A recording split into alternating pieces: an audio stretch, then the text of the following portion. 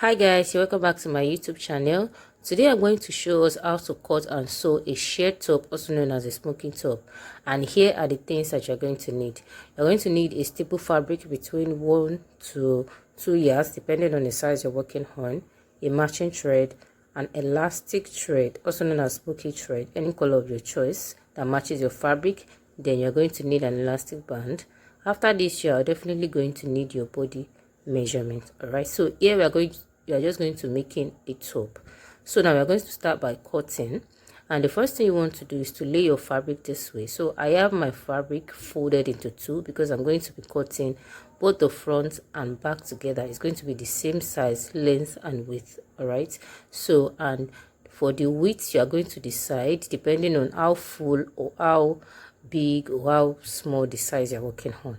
And as for the length, because it's going to be an off shoulder, I'm going to subtract 5 inches from the length of the top.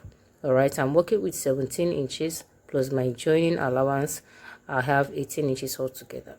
And as for the width, you are going to decide, just like I've said before. So you are going to make use of your bust circumference measurement divided by 4.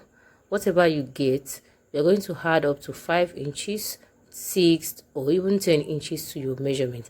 And you can also decide to make use of your double of your measurements.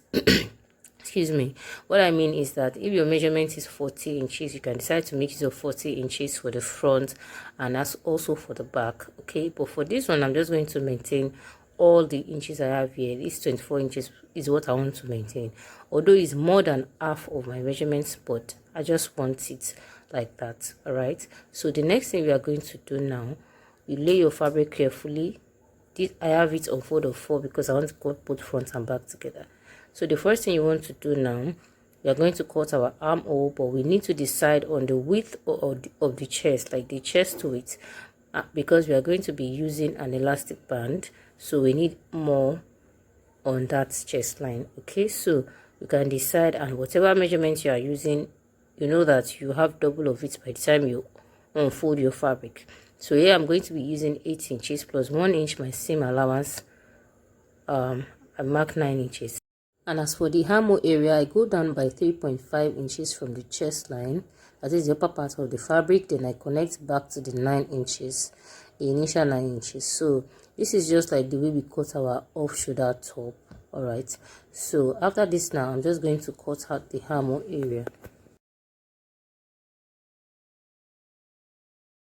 Although you might still have to adjust the armhole area, but it's better for you to just have a smaller measurement, and later if you feel like you need more allowance, then you can trim it off. All right, so now the next thing to do now is to come to this upper part, this top part, and go down by 1 inch. This is for the casing because we are going to be using elastic band to fold in the excess we have on this chest line.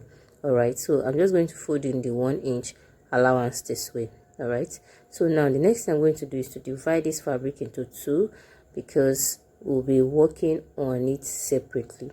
All right, so guys, and I would suggest you have enough fabric, as in you have more width, like your fabric is wide enough so that you'll be able to gather more.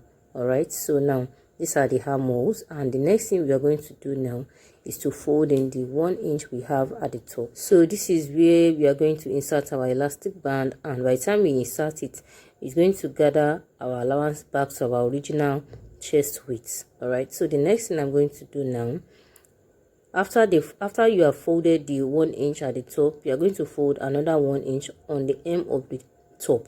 All right, to secure the hem of the top. And after this now, you can now decide on how many lines you want to have.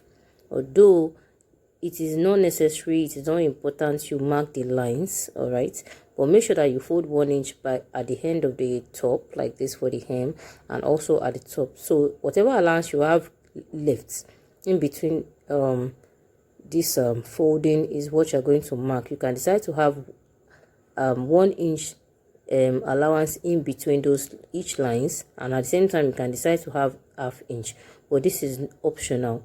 So it's just to aid having a straight line, working with a straight line, especially for beginners.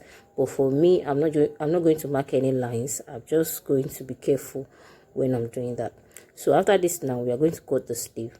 And as for the sleeve, you are also going to need a wide length. Okay, so for the length of the sleeve is 10" plus my folding allowance. We are going to fold the top and the hem of the sleeve as well. So when I use 12 inches for the width. All right, you can have more than that. Also for this one, we are also going to mark our 1 inch like so. So after the 1 inch now, you're going to place the armhole of the top on the sleeve as like so. Then you mark out your armhole.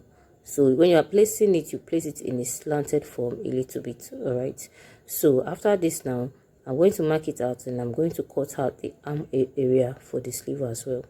All right, because I want to make a puff sleeve, I want an elastic on the hem, so that's why I make it wider. So this depends on you. You can make use of any sleeve of your choice for your top, because we have different design of a shirred top. So what I'm going to do now, I'm going to take this to my sewing machine, go ahead and fold my allowances. And as for the threading, you are going to make use of this your elastic thread for the main sewing. I mean, after which you have folded your allowance. So you are going to reel this manually with your hand like this. And make sure that when you are reeling this, you do not drag or stretch the thread. All right, because of the nature of the thread is meant to gather your fabric. So you are just going to reel it manually with your hand, and make sure that your reeler, that is your bobbin, is not too full, so that it will be easier for you. It will be easier for your thread to pass through the bobbin case and make your sewing easier and faster.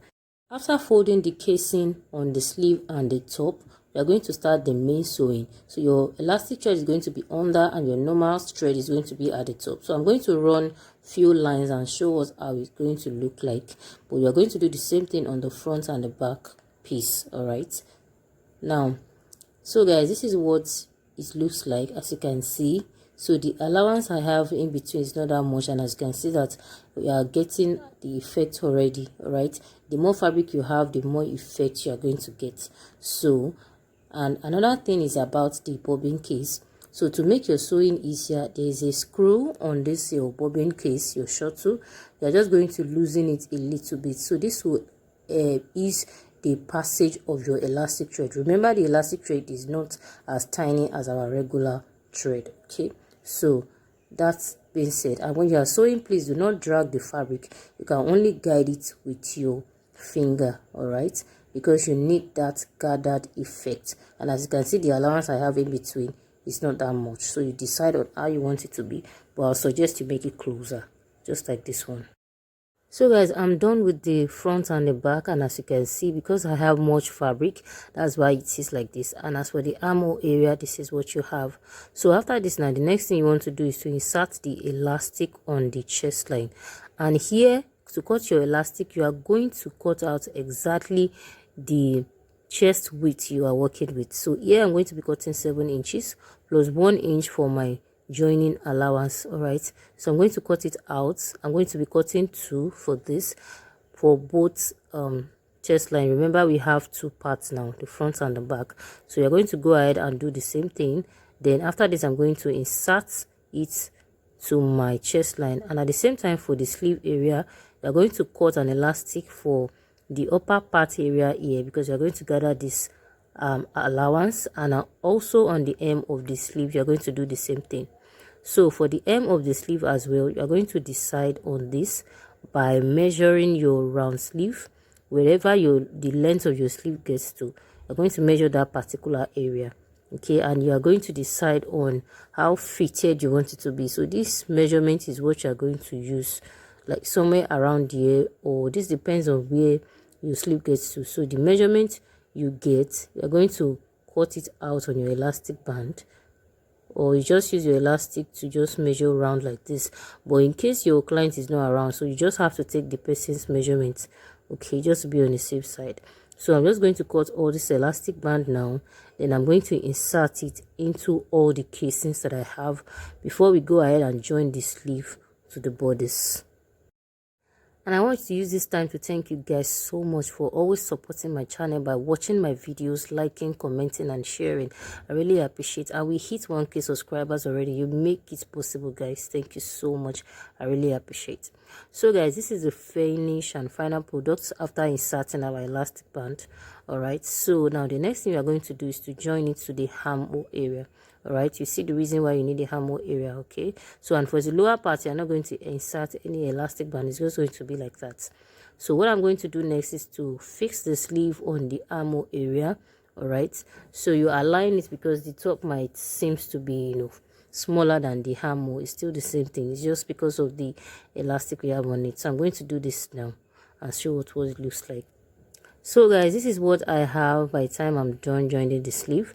So the next thing we want to do now is to join the sides together, and we're going to start by aligning the fabrics because it might seem to look as if it is smaller, but just take your time and align it. Remember, we already changed the fabric is no longer as plain as it is before.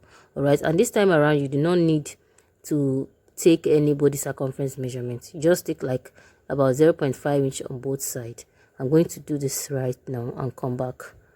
So guys, this is the final look and the finished product of our top, as you can see. And by the time you put this on, it's just going to be fitted like a body hook, so it's ready for you to rock with your skirt, with your trouser, and you're good to go. All right, so when you make yours, you can tag me, let me see what you make. All right, I don't mind. You can decide to be creative about it, make any sleeve of your choice, and there are a lot of design. Just be creative about it. Okay, so guys, that'll be all for this top tutorial. Okay, and I really appreciate you guys for always watching my video. Thank you very much, and please do not forget to subscribe to the channel, hit on the like button, turn on the notification bell so that when next I drop a new video, you'll be the first to know. Drop your video request if there is any, and please do not forget to share this video so that we can reach as many people as possible. So that'll be all for today. Till next time that we meet in my next tutorial, please do not forget to take care of yourself. Bye bye.